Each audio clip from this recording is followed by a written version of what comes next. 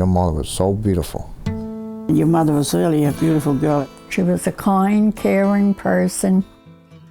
She was a very giving person. She'd give a stranger the shirt off her back. She was always so bubbly and smiley. Helena had the biggest heart of gold. She was a little wacky, but a fun kind of wacky. She had a beautiful daughter that she loved, and she wanted to raise her to be a fine young lady. And why she kept with the drugs, nobody knows why. The only one that knows why is her. And she's not here now to tell us why. When I was 10, 11 years old, I actually could understand what she was doing, that she was taking drugs. And that made me lose a lot of trust in her, because I felt like if my mother doesn't care enough about me to stop doing drugs, then I'm not worth anything and no one's gonna care about me ever. When she would come to pick you up again, she would show up high and you would come up to me and say, "Daddy, Mommy's downstairs and she don't look good." And I would go down and see her high again. She just always thought I was an idiot. She thought everyone was an idiot. She didn't get that people knew what she was doing. You've had it really tough since the age of 9, 10 years old, when she really started taking these painkillers and drugs.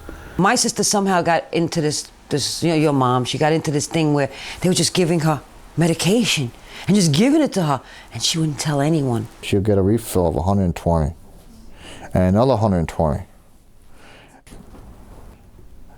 I always used to tell her, Helen, watch what you take and watch what you're getting these pills from the doctor. I used to have to help her across the street, like when she would be really high and stumbling, and I just felt like I always had to take care of her in some sense.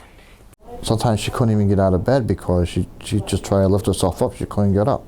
It was heartbreaking, but you know, we tried to talk to her and everything. Everybody tried to help her. Her family, me, her husband.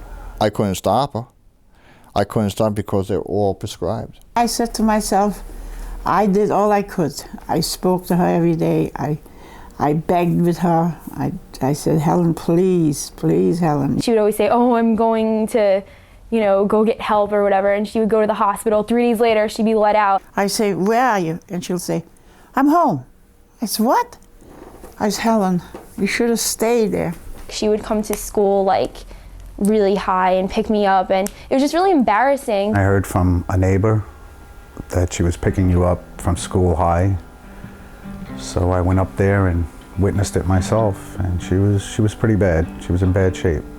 When I first moved in with my dad, I was like a wreck. I went to therapy for a while because I was really sad, and I really just missed her. I think if she knew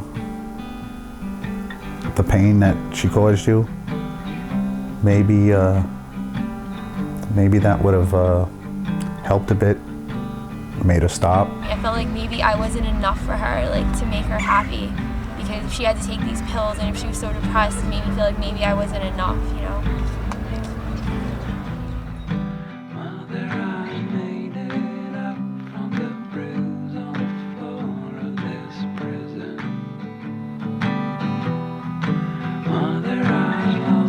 I always thought that she would stop eventually when she realized what it was doing to me.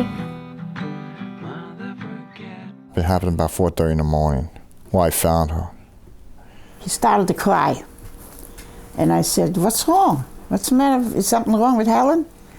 He says, yeah, she died during the night or this morning. You know what I'm saying? I said, what? And I says, Ma, what's up? She goes, well, she did it. I said, who's she? Your sister. She finally killed herself. All I was worried about was how I was going to tell you. My initial reaction was just shock, complete numbness. How did this happen? She can't be dead, I was in complete denial. And then when I started to think about it, all I could feel was guilt. Because a few days before that, she had called me slurring on the phone, and I couldn't understand her. She had done that so many times, and I was annoyed. I was fed up, I told her not to ever call me again, that I didn't want to talk to her, that she was a loser and she ruined my life. And I just basically screamed at her. And then 2 days later, she died. Part of me is always going to feel like I killed her in a way. Like, she felt like she had nothing to live for without me, and I just wanted to cut her out of my life. I'm afraid of stormy, stormy weather. There's nothing I can do. There's nothing you can do. I'm just starting to accept now that my mother died, and it's a year after she died. We all miss her. We all miss her very much, especially her mom. That's the one I feel bad for. It was a very sad story. And she was too young. Too young. Yeah. I miss her with all my heart. I really do. Sorry. I try to stay numb to it so that, like, I try so hard, but it's just catching up with me pretty much. She wasn't a bad person. She just had a problem. I'm never gonna see her again. I'm never gonna be able to talk to her about this. I'm never gonna be able to say, Mom, I understand, I forgive you. I just hate that she died thinking that I hated her, because I didn't hate her, I just didn't understand. And I understand now, but it's too late. So now I just feel that it's okay to be conflicted. It's okay to feel angry, it's okay to feel sad, frustrated, heartbroken in a way, you know. It's okay to miss her, it's okay to love her, it's okay to hate her, it's okay to be just really torn about everything, and it's okay to just not know and to just try to figure things out.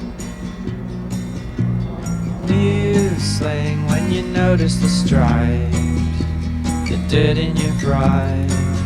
Hope it's right when you die, old and bony.